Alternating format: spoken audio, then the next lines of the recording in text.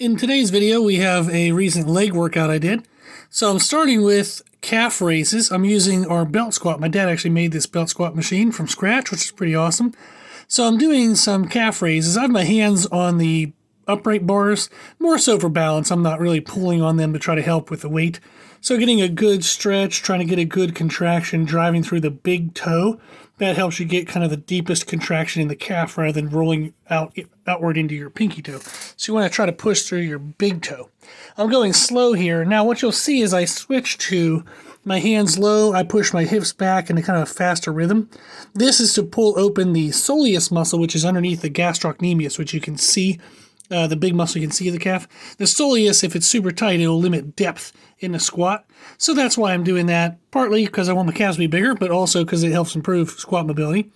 Now I'm doing our seated abductor where you push out, and I'm doing this leaning forward, kind of mimicking the bottom position of a squat, really kind of getting the muscles of the hips, a lot of blood flow in there, even out any muscular tightnesses, and just kind of focusing on rotating my knees outward into the pads.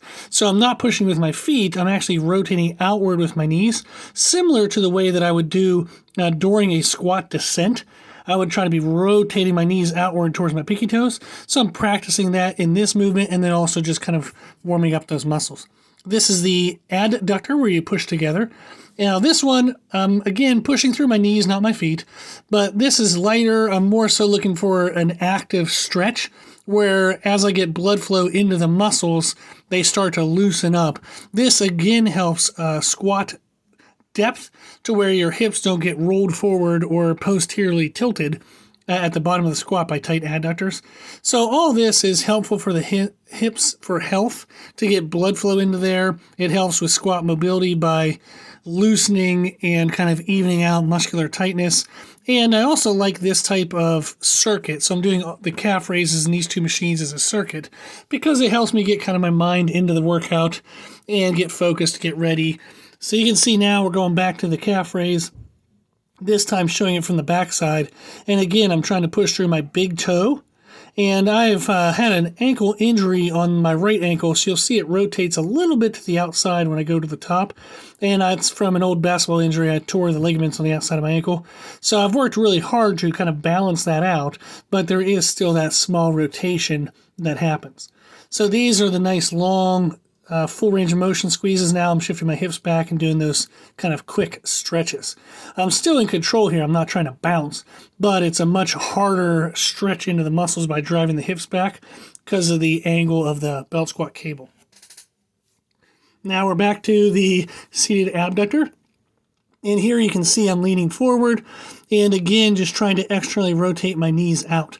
This helps to not only build the muscles that are the smaller external rotators of the hips, so that way you can improve their strength and size for back health and back kind of injury prevention. But as I said, it also helps kind of prepare you for that bottom position of a squat. So this is a really cool variation. You'll see the pads that these machines have, like you're supposed to, I guess, lay back. I don't like that way at all. I don't feel like it hits the muscles the same way I want to use them. So on both machines, I sit with my hip joint above the pivot point of the machine, and I'm sitting upright or leaning forward because that's the position that I'll be using when I'm activating these muscles and using these muscles with most exercises that I do.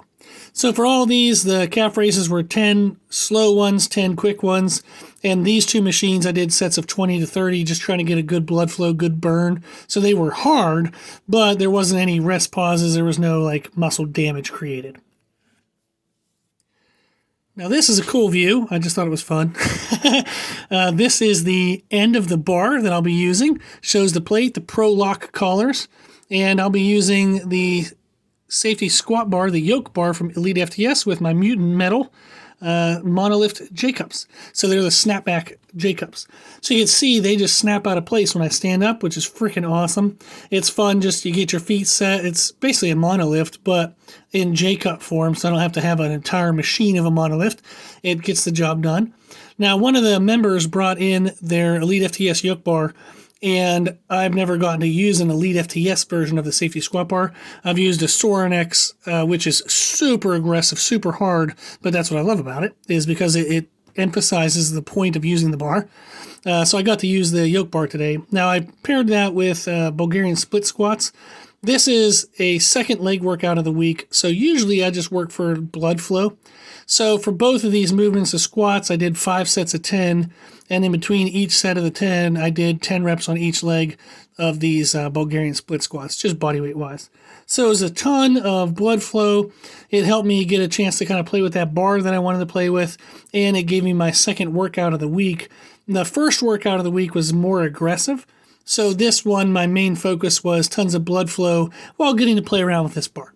So one of the things I'm working on in this squat is just to make sure I externally rotate my knees on the way down and keep them externally rotated on the way up. Trying to make sure that I balance internal, external rotational ability of the muscles and the stress of challenge of it, so that way I can develop the muscles to be able to stay out. Now I'm doing a pretty low squat here. I know this angle isn't the greatest, but it's definitely parallel. It's as low as I can go. I'm basically sitting my hamstrings into my calves. But it's a really good range of motion, working on the tissues. A really good squat for a second leg day of the week. And then you can see here, I'm going to finish up with the Bulgarian split squats. And typically I would load these, if I was doing them on the first day of the week or I wanted to be more aggressive, I would do hang hold with a dumbbell or open trap bar or kettlebells, or I would do a goblet hold with a kettlebell or dumbbell, something like that. I've also done these with our Mars bar. I've done with safety squat bars, our camber bar. You can really have a lot of fun with Bulgarian split squats and have a lot of variety to them. But this was my second workout of the week.